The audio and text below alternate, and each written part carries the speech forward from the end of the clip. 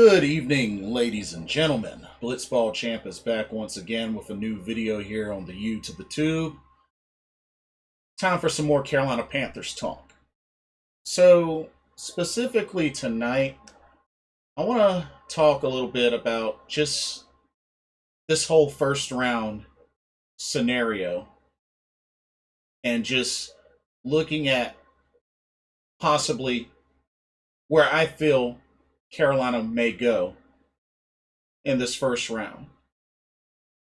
Like I said, Carolina's been very busy this offseason, picking up talent, making big moves like getting cornerback AJ Bouye, Hassan Reddick, Denzel Perryman.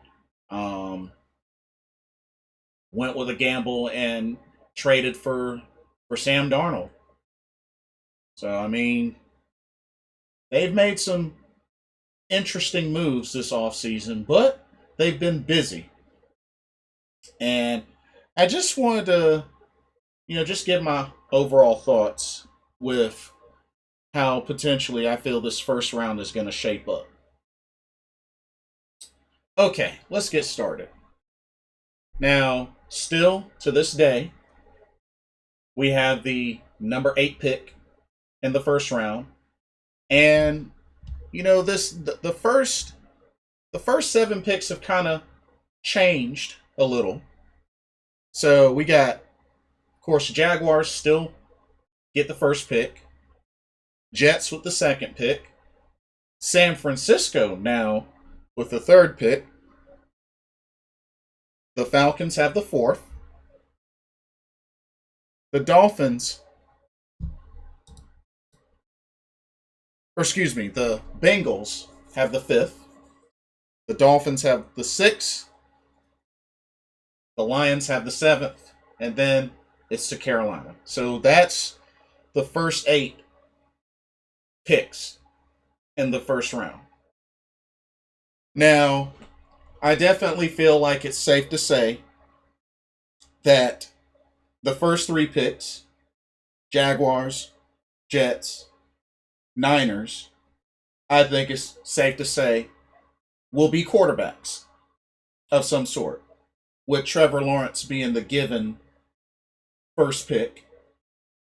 And with how it's looking, it sounds like potentially Zach Wilson will be the Jets pick at number 2. And there's been quite some back and forth about, okay, are the Niners going to get Justin Fields or are they going to get Mac Jones? So either of those two possibly could get picked.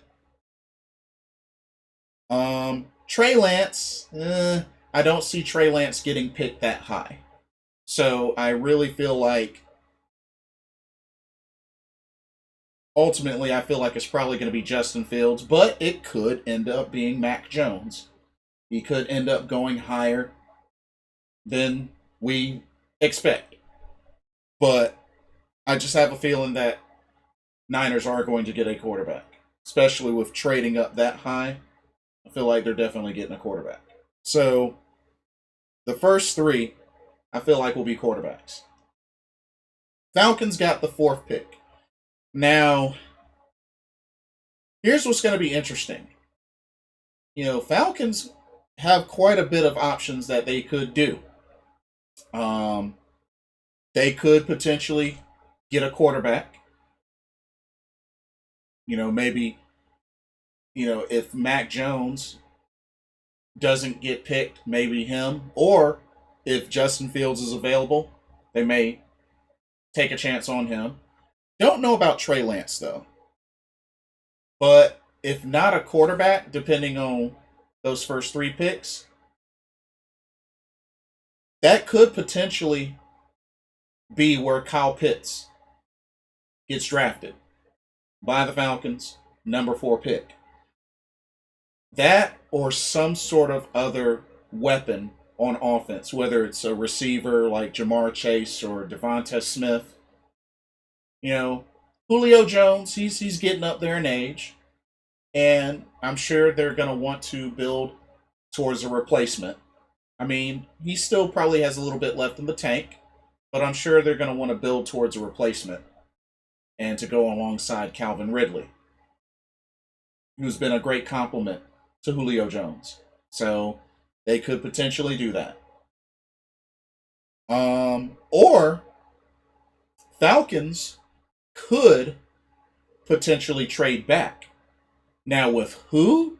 I'm not so sure, but I definitely don't see them trading back with Carolina being, number 8 pick and a division rival. I definitely don't see that happening. But Falcons, word is, could potentially be a team that initiates a trade back. But we'll see. And we'll have to see what teams below them might do that. Word is, one of the teams that could possibly do that are the New England Patriots, who are at the number 15 spot in this first round. It could be them. That's what a lot of analysts are saying. But we'll see. We'll definitely see. Bengals have the number 5 pick. My guess is it's either going to end up being Penei Sewell, or they could look to get a replacement weapon at receiver since AJ Green is no longer with the Bengals. But something tells me that Penei Sewell will be gone, at least by the time they get to Carolina. That's what I'm feeling. Dolphins will probably get a receiver. Dolphins. I mean, Dolphins probably could either get a receiver or a O lineman, or who knows, if Kyle Pitts somehow falls that low, maybe the Dolphins pick him up. But I don't know. To see Kyle Pitts fall past 6 or 7 would be really shocking to me. And then the Lions, the Lions at number 7. I don't know. It's kind of hard to say who the Lions might go for. A lot of mock drafts say Jamar Chase, which probably isn't a bad pick for them. I mean, they went with Jeff Okudah last season, but then you have Carolina at number 8. So Carolina number 8. Number one thing I don't see happening is Carolina trading up. I definitely don't see them trading up in the draft at all. I mean, I'm already thinking that quarterback is probably no longer on their list. It's either no longer on their list or it's now at a much lower priority, especially with the idea of trading to get Sam Darnold and giving Teddy Bridgewater the okay to seek a trade, them being on the trade market, which there are already teams that are supposedly showing interest in Teddy Bridgewater. So I'm not going to say that quarterback is completely out of the picture. I just feel like it's probably most likely out of the picture. But I mean, we'll see. I mean, I'm at the point where now it's really going to depend, because I know a lot of folks are saying, well, what if Justin Fields falls to number 8? I don't think he'll fall that low, but if he did, would I take him?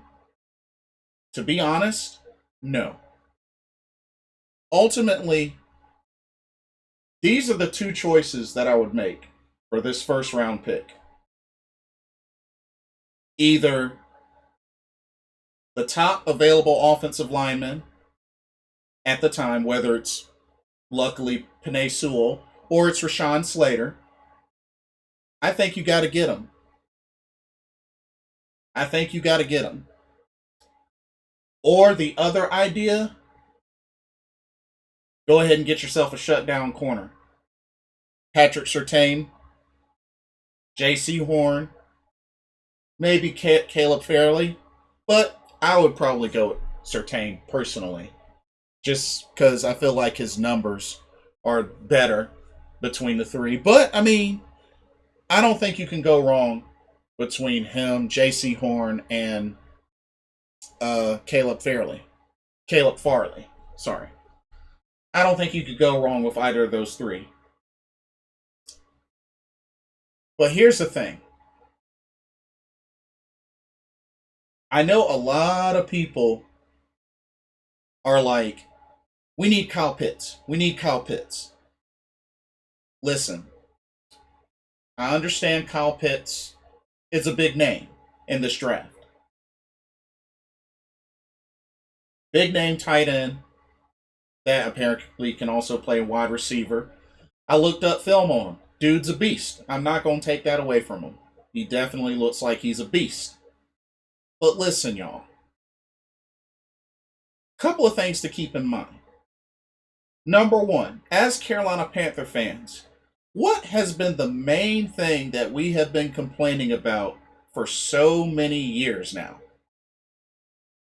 Offensive line. Secondly, the last great left tackle that we've had is Jordan Gross. Michael Oher would probably be second, but he struggled to stay healthy later in his years. But Jordan Gross, when we had him, he was a beast. And now, after those times, look at who we've had. Russell Okung, who can't stay healthy. Greg Little, who can't stay healthy. Matt Khalil, who ended up being trash. Mike Remmers, who really ended up failing us in the long run. Super Bowl 50, example. Same thing happened in this past Super Bowl with the Chiefs. I honestly think it's been long enough. We need to seriously invest in this O-line. And I know a lot of people want to say the O-line class is deep in the draft this year. I'm not disputing that. I'm not saying it isn't. But look, O-line is something that we have not been consistent in for a long time. And it has hurt us. We hit gold when we drafted Jordan Gross. It's been long enough, and O-line has been a complaint for long enough. And I think it's time we grab ourselves a left tackle, Penei Sewell, if he's there. If not, go Rashawn Slater. And build on that. Let them do their thing. What they are being said that they are and what they're known for. I really think we need to go high and really be critical on the offensive line. Because the whole thing with Jamar Chase and Kyle Pitts and Devontae Smith, I mean, it's another weapon, of course. But if Sam Darnold ain't got no consistent protection, how are we going to utilize the weapons if we don't have consistent protection? You know, a lot of folks are, reaching for Kyle Pitts, and that's great. I'm not downplaying him, but tight end is not really the high priority for Carolina. I honestly don't believe it's the highest priority or even close to that. You know, we got O line, we got secondary. I mean, we can add a wide receiver or another tight end if need be later, much later in the draft. But we need to really be critical on taking care of needs. And O line, especially that left tackle position, has been a need for a long time. And I think it's about time that we seriously addressed it. And this draft looks like a great opportunity too. Not to mention, we got weapons. DJ Moore, Robbie Anderson.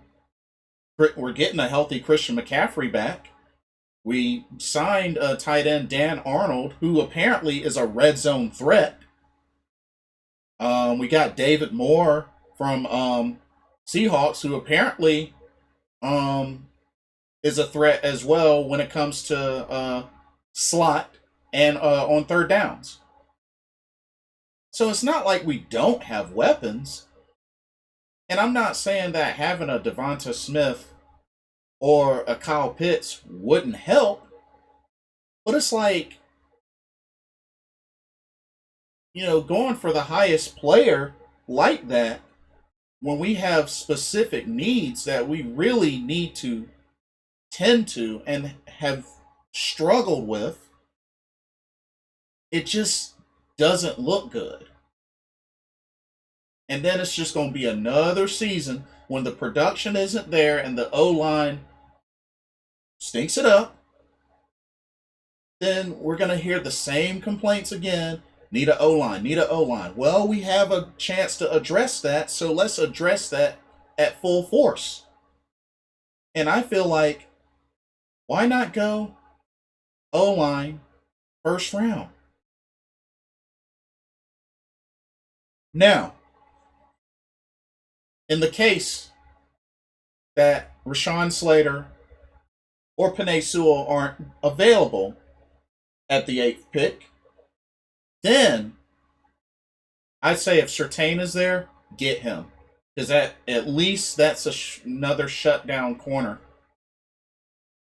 that we can add that I feel like can complement Dante Jackson and AJ Bouye. Which there have been some talks from some fans about potentially moving Dante Jackson to slot. I don't know how I feel about that, but if that happens and it ends up working, then hey, I'm all for it. But if I had to pick between Caleb Farley, J.C. Horn, and Patrick Surtain II, I gotta go with Patrick Surtain. Gotta go with him. Just because, I mean, I understand that he may not have as many interceptions, but when you're the kind of corner that's so good that nobody will want to throw your direction, that's the type of cornerback Carolina needs, because they really haven't had one in a while. So that's something to definitely consider. So first round either needs to be offensive line, a tackle, like a left tackle. If not that, go cornerback. Either of those two. But a receiver or Kyle Pitts, I just don't think is a good idea in the first round. I don't. I honestly don't.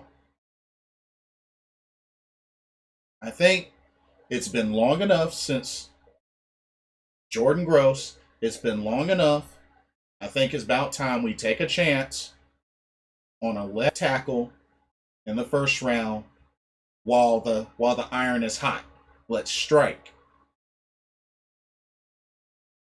This O-line has been an issue. There's been a lot of complaints about the O-line for years. So let's capitalize on the opportunity to rectify that. Let's really capitalize on that. So, honestly, that's where I'm thinking Carolina should go. Now, I mean, a lot can still happen. I mean, there's still another week and a half or so. I think 2 weeks, actually, before the draft. So we still got a little more time. I know there's still players doing pro days and such, but I just really feel like Carolina will still have a good draft. Like I said, for this draft, they won't have a sixth pick because they that's one of the picks they gave up to get Sam Darnold. But I still think Carolina will have a good draft. I just really hope that the main needs really get attacked. Offensive line, secondary. Like I said, maybe a receiver in the later rounds. But we got to attack these needs. And left tackle has been a need for a long, long time. Let's just keep it real. So let's rectify that. Let's rectify that. Let me know what y'all think. What do y'all think Carolina will end up doing with this 8th pick? There's also the thought about trading back, which, I mean, the only real benefit I could see from trading back is, potentially being able to add, a few more picks. Hopefully a few more picks, especially despite not having a 6th round. Which, I mean, that could work. I mean, I really don't know. I have to do a lot more research on some of the later rounds, like past round 2. But, I'm thinking, in getting a tackle in the 1st round, maybe Asante Samuel Jr. might drop to the 2nd round, but it's kind of hard to say. But yeah, like, I have to do a little bit more research on the later rounds past round 2. But yeah, 1st round, I really think we got to attack the O line. Really got to attack the O line. 2nd best, cornerback. If they went with O line or cornerback in the 1st round, I'd be happy about it. I'd be happy about it. If they went anything else, it just would shock me if they went anywhere else other than O line or cornerback in the 1st round. But let me know what y'all think. What do y'all think Carolina should do with the 8th pick in the 1st round? Just seeing with the draft order, who do you think's going to fall? Who would y'all like to see Carolina get in the 1st round with the 8th pick? Like, comment, subscribe, click the notification bell so you don't miss a video. Thank you so much for watching. This is Blitzball Champ Jason Ingram signing off. Hope everybody has a blessed night and a blessed day tomorrow. See y'all soon. Laters.